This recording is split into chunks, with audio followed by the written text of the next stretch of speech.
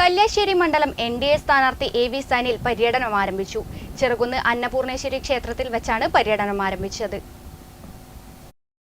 BJP. Kannur north ജില്ലാ president എ.വി. സനിലാണ് ഇത്തവണ കല്യാശ്ശേരിയിൽ NDA സ്ഥാനാർത്ഥിയായി ജനവിധി തേടുന്നത്. ഇന്ന് രാവിലെ മുതൽ മണ്ഡലത്തിലെ പ്രധാന ക്ഷേത്രങ്ങൾ സന്ദർശിച്ചുകൊണ്ടാണ് പര്യടനം ആരംഭിച്ചത്. രാവിലെ ചെറുകുന്ന് അന്നപൂർണേശ്വരി ക്ഷേത്രം, മാടായിക്കാവ് എന്നിവിടങ്ങളിലെത്തി തെരഞ്ഞെടുപ്പ് പ്രചരണം നടത്തി. വോട്ടർമാരെ നേരിൽ കണ്ട് വോട്ട് അഭ്യർത്ഥന നടത്തി.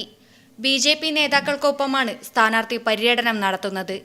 ഇത്തവണ കല്യാശ്ശേരിയിൽ തിളക്കമാർന്ന വിജയം നേടാൻ സാധിക്കുമെന്ന് എ.വി. സനിൽ പറയുന്നു. 100% വിജയപ്രതീക്ഷയാണ്. അതിന് കാരണമുണ്ട്.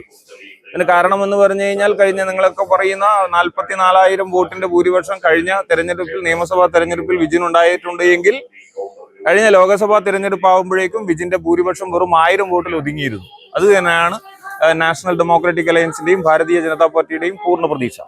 കേന്ദ്ര ഗവൺമെന്റിന്റെ ഭരണ നേട്ടവും കേരളത്തിൽ മുഖ്യമന്ത്രി പിണറായി വിജയന്റെ നേതൃത്വത്തിൽ ദുർഭരണമാണ് നടക്കുന്നത് എന്നും സ്വർണ്ണക്കൊള്ള ഉൾപ്പെടെയുള്ള വിഷയങ്ങൾ ഈ തിരഞ്ഞെടുപ്പിൽ ചർച്ചയാകുമെന്നും സനിൽ പറഞ്ഞു. ബി.ജെ.പി. കല്യാശ്ശേരി മണ്ഡലം പ്രസിഡന്റ് പ്രകാശൻ, സുജിത് വടക്കൻ, കെ.ടി. മുരളി, സതീശൻ കെ, വിജേഷ് വെങ്ങര, ബിജു നാരായണൻ, എം.കെ.വി. രാജീവൻ എന്നിവർ സ്ഥാനാർത്ഥിക്കൊപ്പമുണ്ടായിരുന്നു. News bureau, Pazhayangadi.